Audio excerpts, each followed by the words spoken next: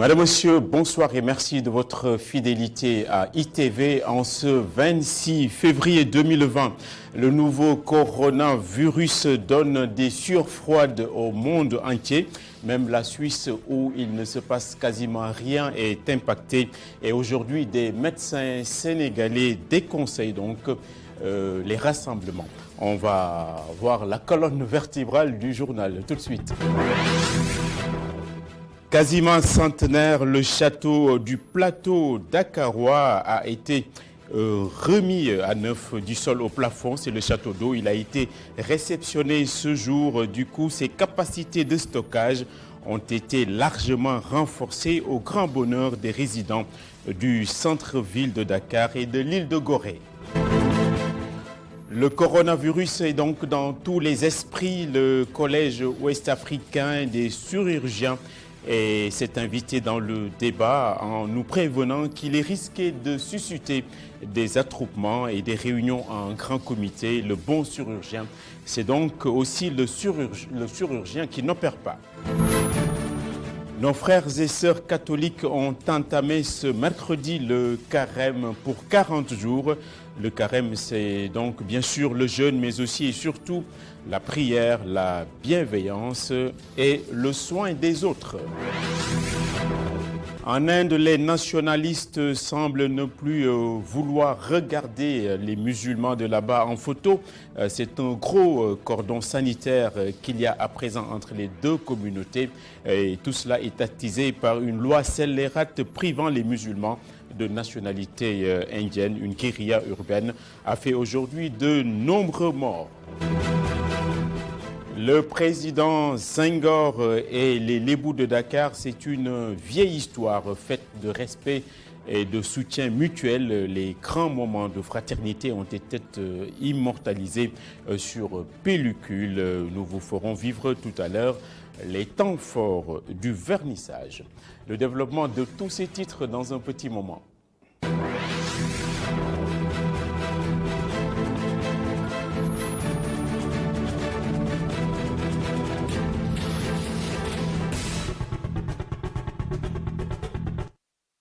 On en aura l'eau à la bouche, donc le château d'eau construit en 1925 et qui dessert le plateau, ainsi que l'île de Gorée a été totalement réhabilitée par la SONES avec l'appui de la Banque européenne d'investissement. Ses capacités de stockage ont été largement renforcées cependant. Le reportage tout de suite de Boubacar Dia. L'ouvrage de 25 mètres de haut à un volume de 2000 mètres cubes culminant, ce forage entre dans le cadre du programme d'eau potable et d'assainissement du millénaire PEPAM. PEPAM qui est un projet de 40 milliards de francs CFA avec une très forte contribution de la BI et qui a profité à pratiquement 14 régions du Sénégal au profit de 600 000 personnes. Donc c'est un projet très ambitieux qui a touché toutes les régions et aujourd'hui qui nous vaut ce confort. Ce château d'eau fait passer le volume de stockage de 7200 à 8000 mètres cubes pour une bonne alimentation en eau de la zone de la commune de Dakar Plateau et de l'île de Gorée. On satisfait selon Imam Youssouf Sarr. Là où nous sommes, c'est un exemple vivant qui est là, où nous avons par exemple un château d'eau de 2000 mètres cubes d'eau qui va venir s'ajouter à ce qui a été réalisé. Ça nous fait porter à 8000 mètres cubes pour la seule zone de Dakar. Ça veut dire que déjà le secteur est dynamique. La Banque européenne d'investissement, partenaire de l'État du Sénégal dans la réalisation du projet KMS3, approuve l'état d'avancement des travaux. Le projet, il avance très bien. Il y a déjà des projets qui sont finis et qui sont en train de faire l'approvisionnement de l'eau. Il y a des projets qui sont en cours et nous allons parler de nouveaux projets aussi pour le futur. Alors c'est un partenaire technique de très haute qualité et avec lequel nous sommes contents de continuer à travailler. La tournée a été clôturée par l'inauguration d'une borne fontaine offerte à la population de Niayes Thioker dans la commune de Dakar Plateau. Et aux sources du mal, le coronavirus qui donne toujours des sueurs froides à la planète entière. Et face à la menace, le président du Collège ouest-africain des chirurgiens a lancé une mise en garde en recommandant aux Sénégalais d'éviter autant que faire se peut les attroupements qui pourraient faire le lit de l'épidémie, ainsi que nous le racontent Bintaba et Moussa Fall. Le Sénégal ne dispose pas encore des moyens suffisants pour faire face à l'épidémie du coronavirus. Selon Magueye, président du Collège ouest-africain des chirurgiens, il serait préférable d'éviter les regroupements. À coronavirus, pour laquelle tout le monde s'inquiète pour l'Afrique, qui ne peut pas et qui n'est pas prête, à mon avis, à faire face à une extension de ce virus dans notre région. Fort heureusement, ce n'est pas encore le cas. Pour l'instant, l'heure est à la prévention. Cela peut stopper la propagation de cette épidémie. Maintenant, nous avons des manifestations publiques à venir. Nous avons des déplacements. Nous avons par exemple un grand magal qui s'approche à grands pas en moins de 2 semaines. Et nous connaissons des ressortissants sénégalais d'un pays qui est touché, qui seraient peut-être enclins à passer par les frontières poreuses et aller prendre l'avion dans un autre pays sans dire qu'ils viennent d'Italie, par exemple. Est-ce que le Sénégal s'est préparé aujourd'hui? Si jamais il y avait une diffusion massive du virus, nous n'avons pas les moyens, malheureusement, que les pays développés ont. Le problème des médicaments de la rue a été soulevé. L'État doit afficher une volonté politique pour éradiquer ce mal. Donc, prions pour que cela ne vienne pas. Appliquons les mesures de base connues d'hygiène. Cessons de serrer la main 10 fois par jour à tout le monde. Essayons, à mon avis, de prendre les dispositions pour qu'il n'y ait pas d'entrée du coronavirus au Sénégal. Les questions sanitaires préoccupent les acteurs de l'association Wati. Aujourd'hui, la menace de l'épidémie coronavirus a été au cœur des débats, même si cette association demande aux autorités de lutter contre les autres fléaux qui frappent les Sénégalais, tels que le paludisme, la tuberculose et le sida. Et l'antidote spirituel, c'est peut-être la religion, pour signaler que c'est parti pour 40 jours de jeûne et d'action de grâce pour les catholiques du Sénégal. Le premier jour de carême tombe ce mercredi des cendres qui a été marqué par une messe. Le carême, c'est aussi bien de l'introspection que de l'amour. Moustapha Gabar Diop et Sidignan. Les fidèles de la paroisse Saint-Pierre des Baobabs sont venus nombreux assister à la messe des cendres en ce premier jour de carême. Tous se préparent à se tourner vers Dieu durant les 40 prochains jours. Ce qui est difficile dans ça, c'est essayer de voir ou essayer de se priver de ce qu'on a l'habitude de faire. Ça, ce sont les bonnes intentions. Il ne faut pas attendre le carême pour le faire. Ça, c'est une activité quotidienne, renouveler chaque fois et voir ce qui ne va pas et améliorer. Je prends un exemple, quelqu'un fumeur qui dit que pour ce temps béni de carême, je vais arrêter de fumer. Une tradition catholique à laquelle s'adonnent même les plus jeunes fidèles. Il y a beaucoup de tentations, les disputes et autres. Donc il faut éviter d'entrer dans ce genre de jeu, ces disputes, éviter d'insulter, faire du bien, beaucoup partager et prier aussi durant les temps de pause ou à la récréation à notre chapelle. Je vais jeûner, mais je ne pense pas le faire tout au long de ce temps. Si je ne peux pas le faire, j'arrêterai, mais je jeûnerai certains jours. Pour d'autres fidèles, les chemins de croix sont des moments de prière à ne surtout pas rater. Chaque vendredi, je suis au chemin de croix. Des fois le matin, tout comme le soir. Je prie Dieu d'exaucer mes prières, que ma famille soit en bonne santé et qu'il me donne de quoi rompre le jeûne à chaque jour. Je jeûne tous les jours parce que c'est ce qu'une vraie catholique doit faire. L'aumône est également recommandée durant le carême. C'est ainsi que le Collège Sacré-Cœur lance tous les ans une collecte pour les plus nécessiteux.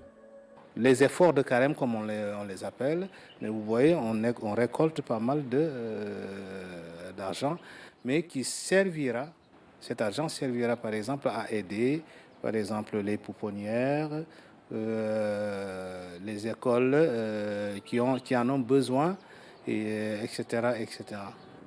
Le carême est un temps de préparation à la commémoration de la passion et de la résurrection du Christ, célébré le dimanche de Pâques. Et la spiritualité ne veut pas dire que l'on quitte le sol, le cadastre et le logement, ça sécurise et ça protège pour les enseignants qui se trouvent à Saint-Louis. C'est une épine qui vient de leur être ôtée donc du pied. Ils viennent de se voir attribuer en effet des parcelles viabilisées à usage d'habitation dans la zone d'habitation concertée à Ngalel. Reportage Momar Alisnian et Aletiam. Saint-Louis a reçu ce mardi une mission du ministère de l'Urbanisme pour la reconnaissance et la mise à disposition de 625 parcelles de la ZAC destinées aux enseignants conformément aux accords entre les syndicats et le gouvernement. Il s'agit de 625 parcelles viabilisées, comme vous l'avez vu, qui ont leur niche, et chaque enseignant qui est bénéficiaire de ces parcelles peut mettre la main sur sa parcelle. Là, vous l'avez vu de visu. Et donc, c'est pour cela qu'on est venu aujourd'hui, pour sacrifier à cette tradition qu'on a eu à faire également au niveau de Kolda, au niveau de Richard Toll, au niveau de Wurosogi, et qu'on va poursuivre dans les autres sites. Parce qu'aujourd'hui, il y a 6 autres sites qui restent à être finalisés. Et toutes les dispositions sont en train d'être prises au niveau du ministère, sur instruction du ministre Abdou Karim Fofana, pour que ces parcelles-là puissent être finalisées dans les meilleurs délais et donc remises au syndicat d'enseignants, conformément aux accords qui ont été signés entre le gouvernement et les syndicats d'enseignants. Malgré les lenteurs que le processus d'attribution de ces parcelles a connues, les syndicats d'enseignants ne cachent pas leur satisfaction. Il y a eu des blocages, mais Dieu merci, aujourd'hui tout est mis en place pour nous permettre aujourd'hui de dire à nos camarades vraiment que voilà vos parcelles au niveau de Saint-Louis. Et de là, nous remercions vraiment l'ensemble des acteurs qui ont œuvré pour que ce truc-là puisse être réalisé à Saint-Louis. Les parents d'élèves espèrent vivement que cet acte posé par l'État permettra de décrisper ces relations tendues avec les syndicats d'enseignants. Voilà, on a vu dans ce sujet que la poussière n'est pas finie. On ne va pas mettre la poussière sous le tapis avec les phénomènes d'addiction à la drogue qui sont de plus en plus prégnants dans nos cités. Ainsi, la banlieue n'y échappe pas. Un atelier de prévention s'est déroulé au centre de sauvegarde de Pikine. Plusieurs acteurs de premier plan ont animé les séances. Mamadou Lamine Fati. La consommation de drogue chez les jeunes, un phénomène qui prend de l'ampleur dans la banlieue, avec des conséquences énormes. C'est pourquoi le centre de sauvegarde de Pikine-Guédiawaye prend les devants. C'est 2 jours de sensibilisation sur la drogue, et c'est ses méfaits, les causes et les conséquences. Ce sont les jeunes que nous encadrons d'habitude. Nous avons en fait tous les jeunes mineurs qui nous sont confiés par le président du tribunal pour enfants de Pikine, qui sont là et qui sont au niveau des ateliers de formation. C'est une jeunesse assez sensible, parce que c'est une jeunesse qui se pose beaucoup de questions et à qui nous devons apporter des réponses. Et nous savons qu'à cet âge, étant très sensible et influençable, il est normal d'informer. La bonne information, c'est pourquoi aujourd'hui nous avons pensé vraiment prendre en charge ces 30 jeunes.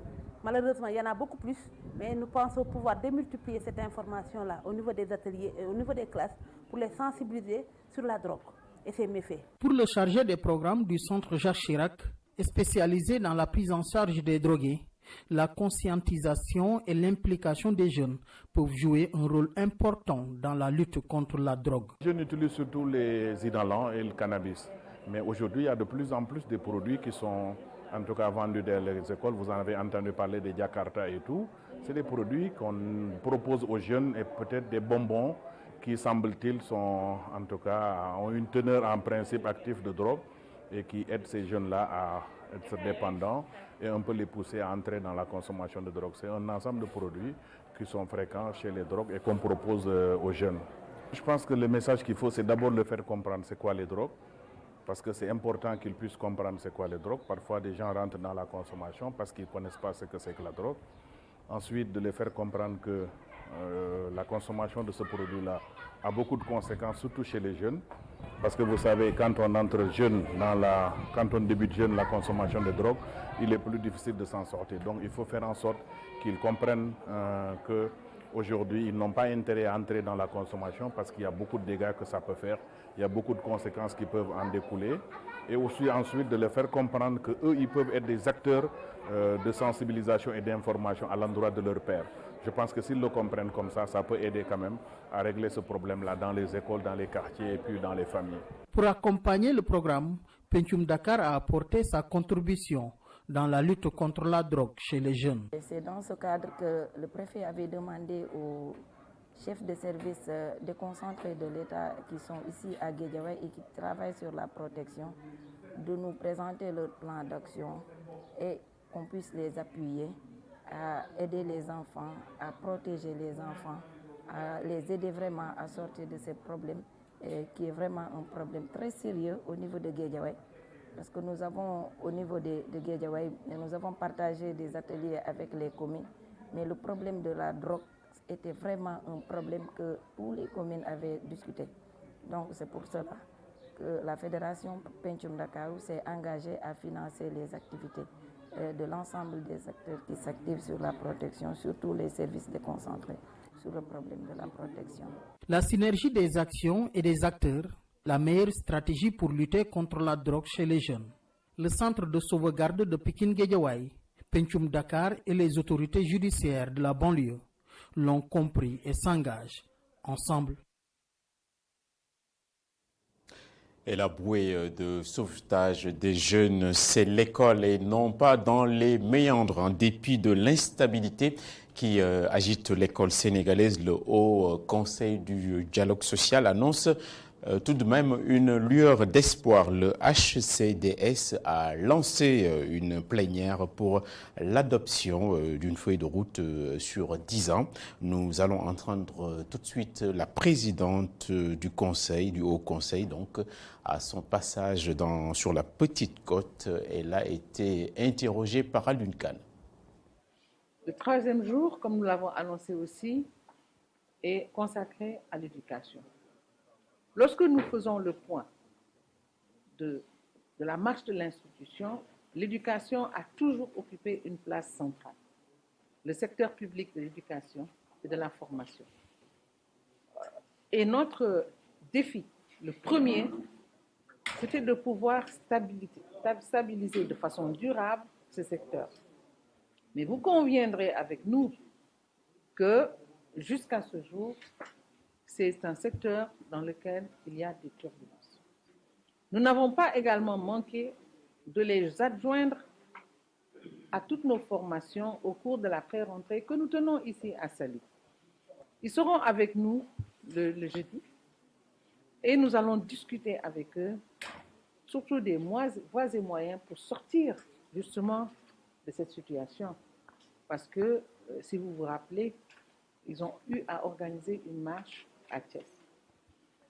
Nous allons les écouter et nous allons véritablement aller vers le gouvernement pour une solution vraiment définitive de ces questions de rappel, de DMC et également la question nodale de l'habitat social. Oui, mais on n'est pas tout à fait sorti de l'auberge avec les bisbilles récurrentes au coude où ce jour l'amicale de la faculté des sciences juridiques et politiques a bruyamment montré son insatisfaction quant à la politique développée au centre des œuvres universitaires de Dakar. L'amicale, semble-t-il, ne fait pas que revendiquer, elle mettra aussi ses idées sur la table. On va suivre le sujet de Mortala Anne et Mafalfal. Les membres de l'amicale de la faculté de droit se sont regroupés devant la direction du centre des œuvres universitaires pour fustiger la gestion du code. Ils dénoncent notamment le manque, à leurs yeux, du sens des priorités. Vous n'êtes pas sans savoir que l'ICAT a toujours été confronté à de nombreuses difficultés, aussi bien sur le plan social que pédagogique, qui ont affecté le quotidien des étudiants. Sur ce, l'amicale de la faculté de droit, toujours fidèle dans sa logique de servir en combattant quotidiennement avec des convictions partagées pour la défense des intérêts matériels et moraux des étudiants, sans défaillance aucune, déplore l'insouciance et la négligence des autorités face aux innombrables maux auxquels les étudiants font face au jour le jour et s'oppose à la tenue de toute activité de la direction générale du COUD, de quelque nature que ce soit. Ils ont relevé un certain nombre de manquements.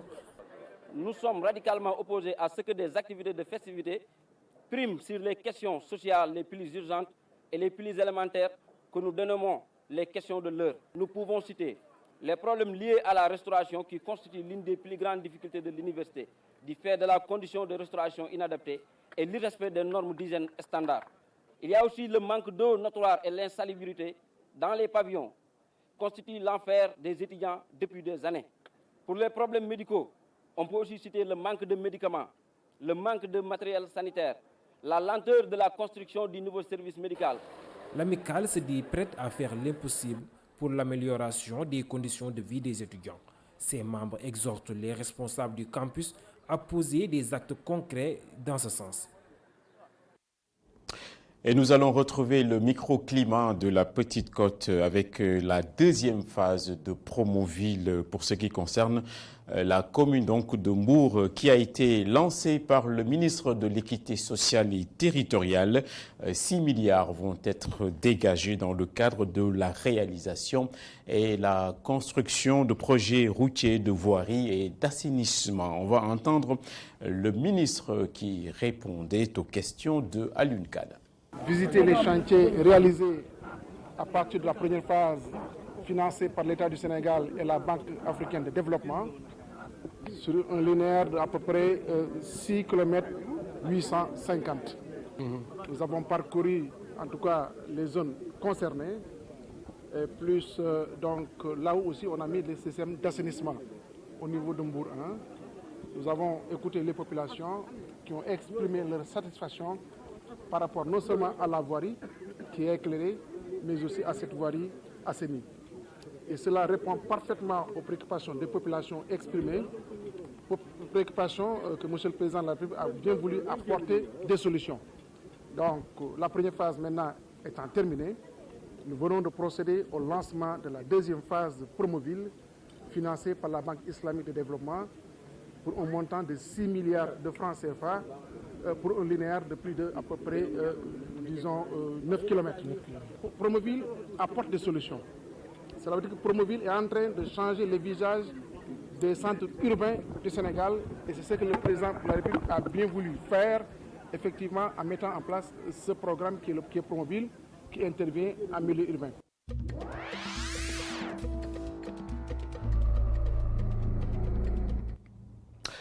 La marche du monde que nous vous racontons ce soir avec des informations télégraphiques. Le nouveau coronavirus se diffuse en Europe, mais aussi en Amérique latine. Le Covid-19 est en Italie où l'on déplore 7 morts et près de 400 contaminations. Un Français âgé de 60 ans en est mort et de nouveaux cas ont été enregistrés dans l'Hexagone. Coronavirus est aussi apparu en Autriche, en Suisse, Croatie et en Grèce, mais aussi en Algérie, ici en Afrique. Le Brésil est aussi touché. Les passions tristes en Inde sont attisées par les nationalistes non contents d'être ostracisés. Ceux qui sont d'obédience musulmane sont l'objet d'attaques physiques. C'est ainsi qu'un quartier de New Delhi a été attaqué aujourd'hui et les violences ont débouché sur des dizaines de morts et beaucoup de blessés. C'est un cordon sanitaire donc que les nationalistes là-bas indiens, hindous, ont dressé contre les musulmans.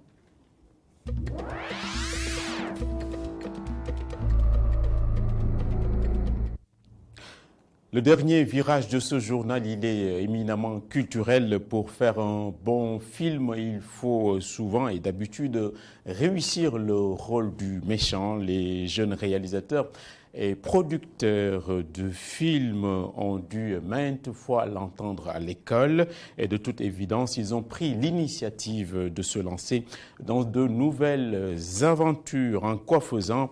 En marquant leur empreinte donc sur le cinéma sénégalais. Sophia Ba et Bachir Sow. Le cinéma sénégalais accueille dans son cercle de nouveaux talents créatifs, aussi bien devant que derrière l'écran. Après une tournée internationale à succès, le long métrage Bamoun Nafi fait son entrée dans nos frontières régionales. On est venu ouvrir notre dernier long métrage, Bamoun Nafi, le père de Nafi, que Mamadou Dia a réalisé et que j'ai produit avec notre compagnie Joy Didi. Et on l'ouvre dans les régions, mais ensuite on ouvre à Dakar, au complexe Semben, dès le 27 février. Le producteur du film à l'honneur, Abdouma Badjahouba, nous parle du processus de diffusion et des particularités de l'autoproduction. Bon, il y en a beaucoup de particularités. L'une d'elles, c'est que déjà, il est 100% autoproduit sénégalais. On a eu de l'aide du FOPICA pour la post-production. Merci à la direction de cinématographie, à Up Jazz. Mais pour la production, c'était Mamadou et moi et Joy Didi qui avons complètement autoproduit le film. On a décidé d'aller dans l'autoproduction parce que déjà, on ne voulait pas attendre, demander et attendre. On voulait y aller et le faire. L'une des autres raisons, il y a des raisons techniques. Il fait chaud à Matam où le film a tourné et on devait filmer pendant cette période qui était de décembre à janvier 2019. C'est là où le temps était mieux. Et puis, du point de vue créativité, pour vraiment dire l'histoire que Mamadou voulait dire, ça nous donnait plus d'autorité. Ce jeune cofondateur de la boîte de production Joy Didi revient sur l'importance d'avoir une équipe sénégalaise dans le but de retranscrire fidèlement les réalités du pays à travers le cinéma. La majeure partie de notre équipe était sénégalaise, ce qui était super aussi. Et après, on a fait la post-production à New York en général. Ouais. Pour moi, c'est l'histoire.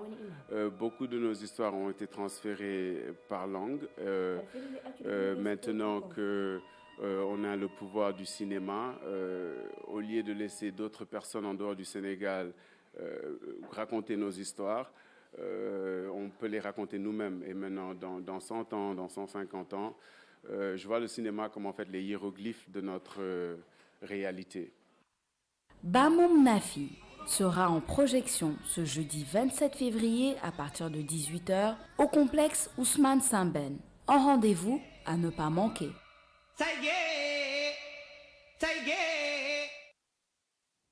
Le cinéma sénégalais dans une bonne dynamique et c'est autour de la notion ou des notions de dynamisme et de liberté donc que l'ambassade de France organise un festival de théâtre. C'est prévu au début du mois de mars. C'est ainsi que des pièces seront interprétées pour améliorer, voire métaboliser le niveau de langue chez nos écoliers. Nous allons écouter les précisions de l'attaché de coopération éducative à l'ambassade de France à Dakar. Il est au micro de Mortala Anne.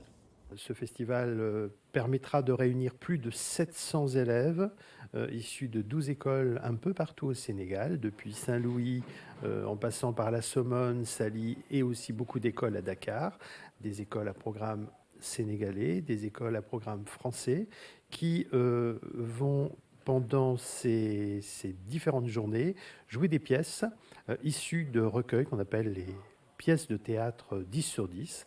10 sur 10, c'est dans chaque recueil, il y a 10 pièces de théâtre qui sont prévues, chacune d'entre elles ne font pas plus de 10 pages et sont prévues pour une troupe d'au moins 10 joueurs. L'objectif, il est multiple. Déjà, il s'inscrit dans le cadre des opérations de la francophonie. Voilà, donc c'est l'occasion de faire vivre la langue française sous ses différentes latitudes de manière extrêmement concrète. Un deuxième objectif, c'est de permettre aux élèves de travailler des textes contemporains dans un français francophone actuel et pas des textes parfois un petit peu trop anciens ou parfois même surannés. Donc on est sur des textes très actuels. Permettre aux élèves de travailler leurs compétences à l'oral, leurs compétences également de langage corporel. La culture, c'est ce qui reste quand on a tout oublié. C'est d'ailleurs l'une des célèbres phrases de Senghor. L'ancien président était en parfaite odeur de sainteté avec la collectivité Lebou de Dakar en règle générale. Une exposition photographique à Dakar est venue donc attester toute cette osmose qu'il y avait donc à l'époque entre Senghor et la collectivité Lebou. La communauté donc a rappelé toute l'attention que ce dernier avait à son égard. Mortal Anne et Souleymane Beng ont vécu le vernissage. Raconter l'histoire du président poète avec la communauté Lebou, une convivialité qui date de très longtemps.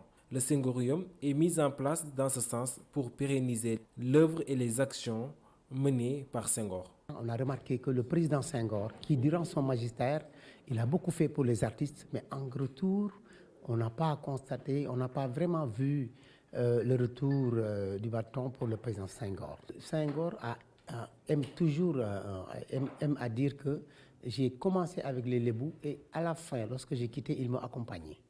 Donc ça, c'est très important. Les Lebou ont beaucoup fait pour Senghor. Vous savez, les Lebou et les Sérères, c'est un même peuple. Une rencontre riche en culture et en histoire sur un lien fort qui a uni les pour Sédar Senghor et la communauté Lebou. Entre la communauté Lebou et Senghor, il n'y a eu que de la paix. Ils ont cheminé ensemble, Senghor et les Lebou, en paix, tant étant avec l'énergie à Basgueï, qu'à leur séparation pour qu'il aille avec Mouria, mais il n'y a jamais eu de changement, il n'y a jamais eu de tension. Senghor a formé une nation. Il est le père de la nation. Pour la direction de la Fondation, cette exposition est à saluer vu le travail accompli par Senghor. Les relations entre Senghor et la collectivité Lebou, et dans un premier temps sur les Lebou eux-mêmes et leur histoire. Et nous avons été très séduits par M. Ndiaga Samb, le conférencier, qui maîtrise de façon exceptionnelle l'histoire des Lebou, puisque pour la première édition, le volet sculpture se taille la part du lion, une façon de lui rendre hommage et d'immortaliser sa vie avec la communauté Lebou. Lorsque le passé n'éclaire plus le présent, l'esprit humain sombre dans les ténèbres, nous avait dit Alexis de Tocqueville. La météo dans un petit moment, les inspirations du professeur Kenou Askanui également sera là. Ndiachar qui jette un coup d'œil sur les faits de société et également sur les starting blocks, les dernières informations aux encablures de minuit. Bonsoir et à demain.